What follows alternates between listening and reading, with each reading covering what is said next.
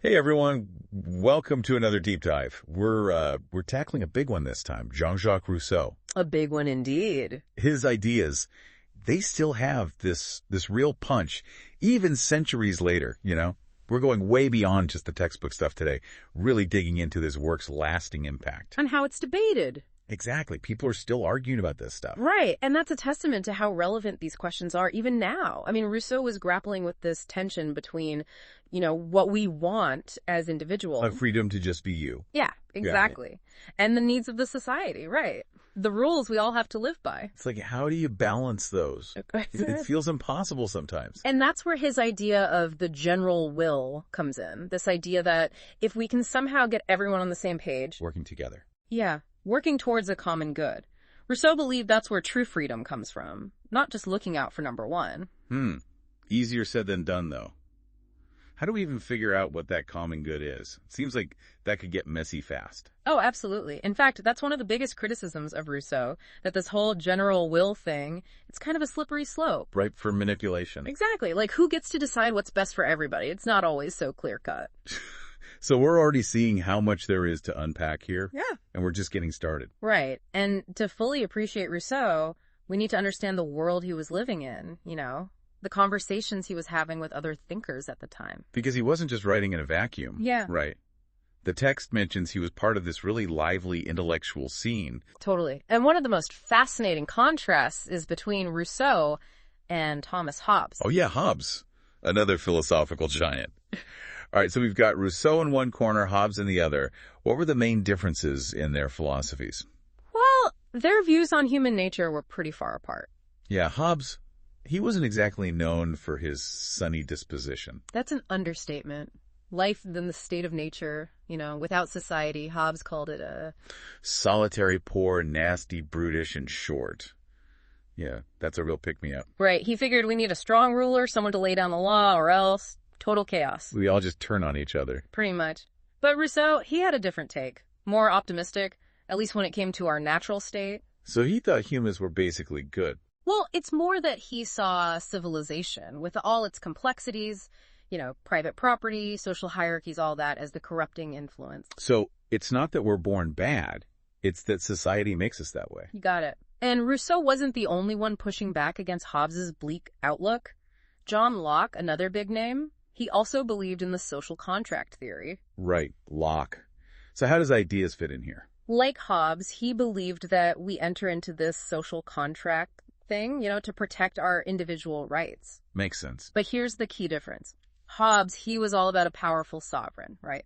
Locke, he was more into limited government, protecting individual liberties. Got it. So where did Rousseau land on all this? Did he side with Locke? It's interesting. He agreed with Locke on individual freedom being super important, but he was also really focused on how that individual freedom could work with the needs of the whole society. There's that general will idea again. Exactly. For Rousseau, the best kind of society, the just society, happens when people choose to act for the common good. It's like this beautiful ideal. Okay. But I still keep coming back to this question of, who gets to decide what this common good even is? I mean, what happens when people disagree? You're hitting on a really important point, a real tension that runs through all of Rousseau's work. How do we balance individual rights with what's good for everyone? Where's the line? Yeah, tough questions. And there aren't easy answers, but that's what makes Rousseau so fascinating, The way he wrestled with these questions, it's had a huge impact on how we think about politics, society. Totally. And his impact didn't stop there, right? I mean, the text mentions how his ideas went on to influence other big thinkers. Kant, Hegel, even Marx. Absolutely. It's like Rousseau's work is this bridge between the Enlightenment and Romanticism, He influenced people on both sides, the ones who really valued reason and the ones who were all about emotions and experiences. Fascinating. Like Kant, for instance, he was hugely influenced by Rousseau, but their ideas, they didn't always line up perfectly. So we've got Rousseau, the champion of feeling, influencing Kant, the master of logic. How does that work? Did Kant just, steal all Rousseau's best ideas? Oh, no, not at all. Kant was definitely inspired by Rousseau, but he also kind of struggled with him, It's like he loved Rousseau's focus on feelings, how important it is to be a free individual. Right, like that story about Kant forgetting to go on his walk because he was so caught up in Emile. Exactly. It's like even Kant, Mr. Logic himself, couldn't resist the power of Rousseau's writing. That's pretty wild. But you said they didn't totally agree, so where did their ideas diverge? Well, one big difference is how they saw morality. Rousseau, he thought morality came from our social connections, how we relate to each other. Okay, that makes sense. But Kant, he believed in these universal moral truths, like rules that apply to everyone no matter what. It's this categorical imperative thing. Basically, you should only do things that you'd be okay with everyone doing. Interesting. So Rousseau's like the foundation, and then Kant built something new on top of it, even if it went in a different direction. Yeah, that's a good way to put it. And it didn't stop with Kant. Rousseau's influence, it kept going, shaped the thinking of other huge figures like Hegel and Marx. Right. The text mentioned those two were a little more conflicted about Rousseau. Yeah, Hegel, for example, he both loved and critiqued Rousseau. The classic love-hate relationship. Totally. He dug Rousseau's whole freedom thing, the idea of governing ourselves, but the general will concept. Hegel thought it was too vague, too hard to make work in real life. Not practical enough for Hegel. Exactly.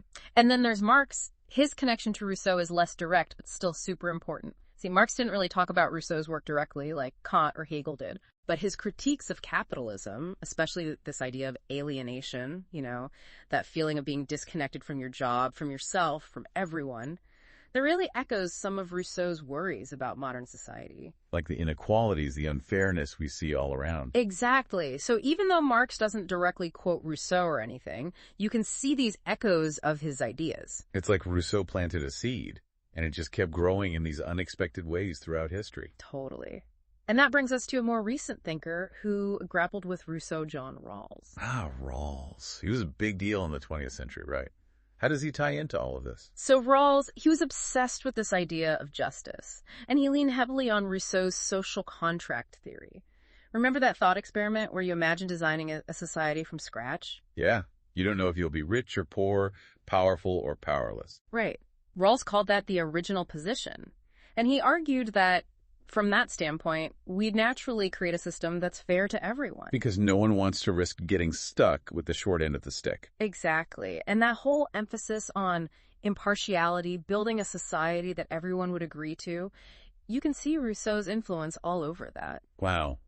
Okay, so even centuries later, Rousseau's ideas are still shaping how we think about justice, equality, even the kind of world we want to live in. Absolutely. It's amazing, isn't it? It really is. It shows how these big questions, freedom, equality, what it means to live a good life, they're not stuck in the past. We're still wrestling with them today. And in a lot of ways, we're still having the same conversations that Rousseau was having centuries ago, just in a different form. Exactly. Well, on that note, I think we've got a pretty good job digging into Rousseau's world today. What do you think? I think so. And hopefully our listeners will walk away with a new perspective on these really crucial ideas. Because even if you don't hear Rousseau's name every day, his influence is everywhere, if you know where to look. I love that.